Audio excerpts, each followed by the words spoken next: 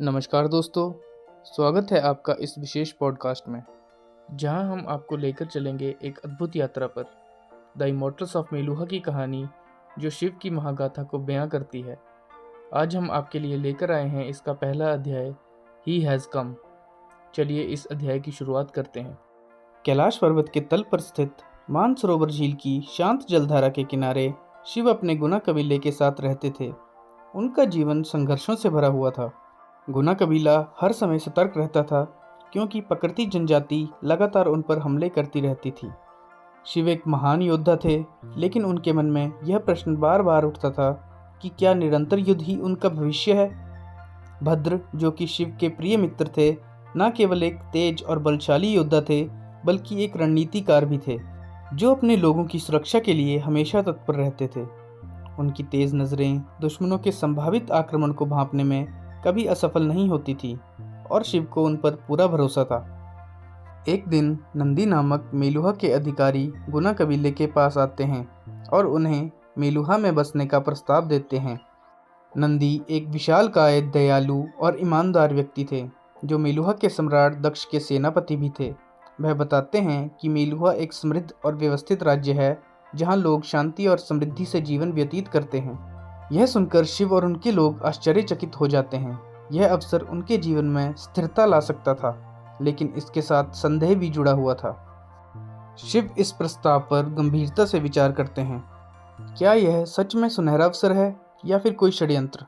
नंदी उन्हें समझाते हैं कि मेलुहा को कर्मठ और बहादुर लोगों की आवश्यकता है, और गुना कबीला इस भूमिका को अच्छी तरह से निभा सकता है। भद्र संदेह में थे, लेकिन शिव के फैसले पर उनको पूरा भरोसा था। कई चर्चाओं और गहन विचारों के बाद शिव अपने कबीले को लेकर मेलुहा जाने का निर्णय लेते हैं। यह निर्णय केवल उनका व्यक्तिगत नहीं था, बल्कि पूरे कबीले के भविष्य के लिए यह एक बड़ा मोड़ था। कैलाश की बर्फीली हवाओं और दुर्गम पर्वतों को पार करके वे मेलुहा की ओर बढ़ते हैं। यात्रा के दौरान वे पहले श्रीनगर पहुंचते हैं, जो मेलुहा का सीमावर्ती नगर था। यह एक अत्यधिक संगठित और सुंदर नगर था, जिसे देखकर शिव और उनके साथी दंग रह जाते हैं। यहाँ की योजनाबद्ध सड़कें, स्वच्छ जल निकासी प्रणाली और सुव्यवस्थित भवनों ने उन्हें दिखाया कि मेलुहा एक सुसंगठित समाज है। शिव के मन में पहली बार यह विचार आता है कि यदि पूरा मेलुहा ऐसा ही है, तो यह स्थान सच में स्वर्ग के समान होगा। श्रीनगर में विश्राम के बाद गुना कबीले को मेलुहा की राजधानी की ओर ले जाया जाता है। यहाँ के प्रशासन द्वारा उन्हें विशेष आवास प्रदान किया जाता है।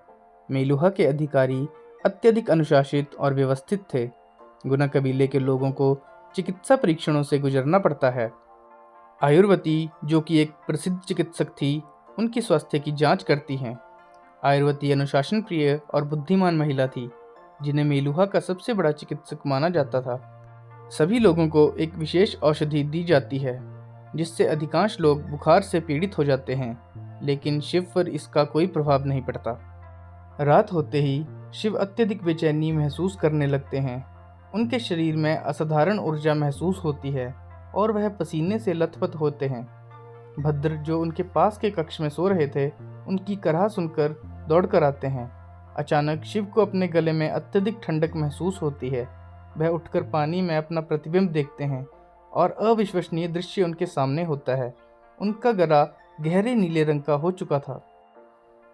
यह देखकर आयुर्वती और अन्य मेलुहा के अधिकारी आश्चर्यचकित रह जाते हैं। आयुर्वती भावुक होकर उनके सामने झुक जाती हैं और कहती हैं, नीलकंठ आ चुका है।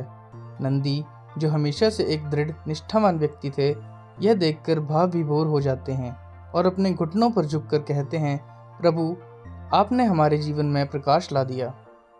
शिव को यह समझ में नहीं आ रहा था कि यह सब क्या हो रहा है।